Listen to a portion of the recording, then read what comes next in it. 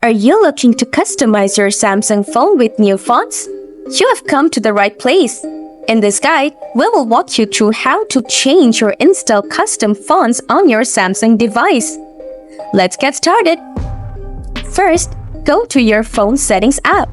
Next, scroll down a bit to find the display option and tap on it. After that, scroll down to locate the font size and style section. Then, tap on font style to open up the font options. From here, you can see the current selection of Samsung default fonts. To install new fonts, tap on Download Fonts.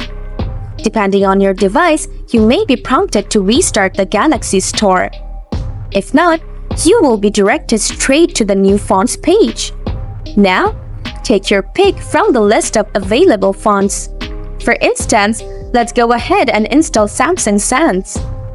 Tap on the install icon located on the right side of the font. Once installed, go back to the font style menu. Now, you should see your newly installed font. Finally, tap on your selected font and boom! Just like that, you have successfully installed and set a custom font. We hope you found this guide helpful. If you have any questions or feedback, don't hesitate to leave a comment down below. Thanks for tuning in!